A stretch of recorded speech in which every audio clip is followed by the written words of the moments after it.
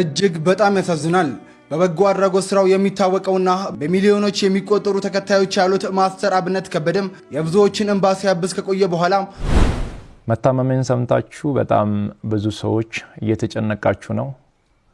መታመሜን የነገርኳችሁ ሁሉ ጊዜ ስለ ማስተር አብነት ቪዲዮ ሰራ ወይም ደግሞ መድረክ ላይ የማወራ ከሆነም እሱ እየታመመ ለሌሎች ህመም የሚጨነቅ እሱ ሳይበላ ሌሎች እንዲበሉ የሚያደርግ ብዬ ስናገርም እሱ ግን ሁሉ ጊዜ ይናደድብኝ ነበር። እንዲህ አትበል ይለኛል። ምክንያቱም ደግሞ የበጎ ሰዎች ምንዳ የበጎ ሰሪ ሰዎች ምንዳቸው በጎ እንጂ ሌላ ነውን? ስለዚህ በጎ የሚሰራ ሰው በዱንያ ላይ ምንም አይነት እምነት ይከተል። አሰላሙ አለይኩም ወራህመቱላሂ ወበረካቱ። ያ ጀማዓ እንዴት ናችሁ? ዛሬም እንደተለመደው አስተማሪና አዳዲስ በሆኑ ቪዲዮዎች ተመልሰናል። ሁላችሁም ቪዲዮን ላይክ በማድረግ ጀምሩት። ቀጥታ ወደ ቪዲዮ። እጅግ በጣም ያሳዝናል።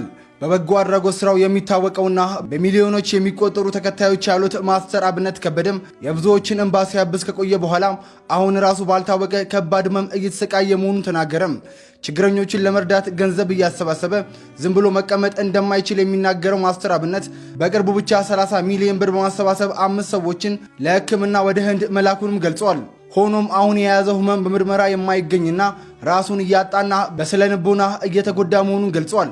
ሌሎች ሲረዱና ሲጽናኑ ማየት ትልቁ ደስታው እንደሆነ የተናገረው ማስተር አብነት ማንንም ማስጨነቅ ስለማይፈልግ የህመሙን ዝርዝር መናገር አልፈለገም።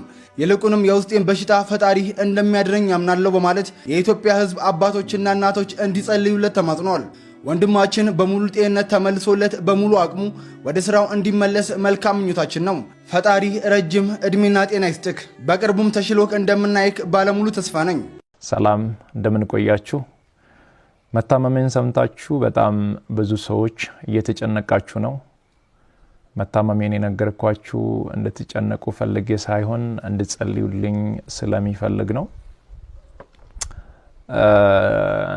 በእርግጥ አዲስ ሚዲያ ኔትወርክ ጋር በነበረን ኢንተርቪው ቆይታ ጋዜጠኛው በድንገት ሲጠይቀኝ መታመሜን ነግራችኋለሁ።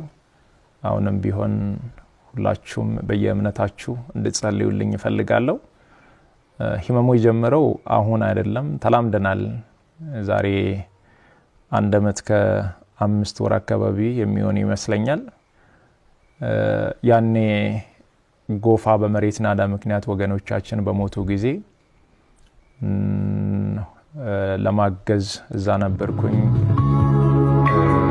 እዛ ታመው ከዛ በኋላ ህመሙ በዛው ነው የቀጠለው። እስካሁን ባለው የህክምና ክትትል እያደረኩ ነው። ቀጣይ ያለው የህክምና ሁኔታ በቅርቡ ከሀገር ውጭ ሄጄ በቂ ህክምና አደርጋለሁ።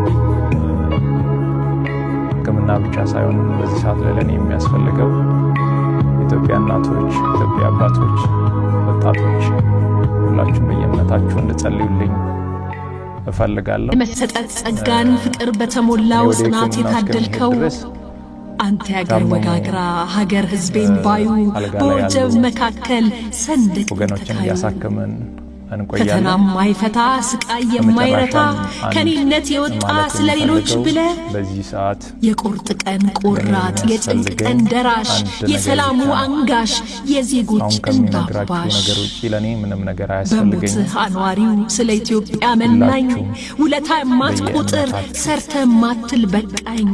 ጸልዩልኝ። አገልጋይ ይሉት ቃል ጀግና አይገልጽህም። ከዚያ የሚልቅ ነው ከቶ አይመጥንም። እግዚአብሔር ሁሉን ይችላል። አመሰግናለሁ። እስኪ ስለ ማስተር አብነት ጥቂት ነገር እኔም ልንገራችሁ። ሁሉ ጊዜ ስለ ማስተር አብነት ቪዲዮ ሰራ ወይም ደግሞ መድረክ ላይ የማወራ ከሆነም እሱ እየታመመ ለሌሎች ህመም የሚጨነቅ እሱ ሳይበላ ሌሎች እንዲበሉ የሚያደርግ ብዬ ስናገርም እሱ ግን ሁሉ ጊዜ ይናደድብኝ ነበር። እንዲህ አትበል ይለኛል። ምክንያቱም ደግሞ እኔ እስከዛሬ ስሙን ጠርቼው የማላፍረው አምላኬ ያድነኛል፣ ከብዙ ችግሮችም አውጥቶኛል። ይሄን ጉዳይ ህዝብ መስማት የለበትም፣ እኔው እችለዋለሁ፣ ከእግዚአብሔር ጋር እነጋገርበታለሁ፣ ለዚህ መፍትሄ አገኛለሁ። ይችላል። አመት ከምናምን ጀምሮ ይሄንኑ ንግግር ከአፉ ጠፍቶ አያውቅም። ነገር ግን እኔ እየተመለከትኩት ነው። ይሄ ሰው ያመዋል፣ ይሄ ሰው ምግብ አይበላም። ነገር ግን ስራው ሁሉ ሌሎች እንዲታከሙ፣ ሌሎች ምግብ እንዲበሉ ሲሆን እጅግ በጣም ውስጤ ይረበሽ ነበር። ፓስተር አብነት ብዙ ጊዜ ራሱን አሳልፎ ለሰዎች የሰጠ ነው። ምክንያቱም ደግሞ ከአስክሬን ጋር አስክሬን አንስቶ በዚህ ጊዜ የአይምሮ ጭንቀቶች ይፈጠራሉ። እንዲሁም ደግሞ ከታመመው ጋርም አብሮ ታሞ ነው እና የሚሰራው እጅግ በጣም ብዙ ተደራራቢ የአእምሮም ሌሎች የህመም ችግሮችም እንግዲህ እንደሚያጋጥሙት እናንተም ታውቃላችሁ ብዬ አስባለሁ። እሱ ግን ይህን ጉዳይ ማንም እንዲያውቅ አለመፈለጉ ደግሞ ሌላ ችግር ነበር። ታዲያ እንደ ቅርብ ጓደኛም እንዲሁም ደግሞ እንደ ቤተሰብም ስለ ማስተር አብነት ከዚህ በላይ ብዙ ነገር ማለት አልችልም። ሁላችሁም ጸልዩለትም የተሻለ ሕክምና እንዲያገኝም የምንችለውን ሁሉ እናደርጋለን። በዚህ ጉዳይ ላይ ታዲያ ቀጣይ ሁሉን ነገር አረጋግጬ ከሱም ጋር ተነጋግሬ ያለውን ነገር እንዴት ነው የኢትዮጵያ ሕዝብ ማወቅ ያለበት ምንድነው መደረግ ያለበት የሚለውን ጉዳይ መረጃን ወደ እናንተ የማደርሳችሁ ይሆናል። ሰሉ ዐለ ነቢ። አላህ እንዲህ ይላል፣ ሀል ጀዛኡል ኢሕሳን ኢለል ኢሕሳን፣ የበጎ ሰዎች ምንዳ የበጎ ሰሪ ሰዎች ምንዳቸው በጎ እንጂ ሌላ ነውን? ስለዚህ በጎ የሚሰራ ሰው በዱንያ ላይ ምንም አይነት እምነት ይከተል በዱንያ ላይ ይከፈለዋል። በዚህች ቅርቢት ዓለም ላይ ይከፈለዋል። መልካም ነገርን አላህ ይከፍለዋል። ኢስላም ይህን ነው የሚያምነው። ሙስሊሞች ደግሞ የማንንም ውድቀት፣ የማንንም ህመም፣ የማንንም ማጣት አንመኝም፣ አንፈልግም። ይሄ የኢስላም ባህሪ ነው፣ የሙስሊሞችን ባህሪ ነው እና ማስተር አብነትን ያው ሁላችሁም ታውቃላችሁ። በጣም ብዙ ሰዎችን ሙስሊም፣ ካፊር፣ ክርስቲያን ሳይል እየረዳ የወደቁትን እያነሳ ጎዳና የወደቁ ሰዎችን ምንድነው ሳይጸየፋቸው እያነሳ እየመገበ ራሳቸውን እንዲቋቋሙ እያደረገ የቆየ ወንድማችን ነው። አሁን በጠና እንደታመመ ሰምቻለሁኝና እኔም እንደ ግል እንደ ኢስላምም እንደዚሁ አላህ ሂዳያውን ይስጥህ፣ የአፍያውን ካባ ደግሞ አላህ ያልብስ፣ አፍያ ያድርግህ።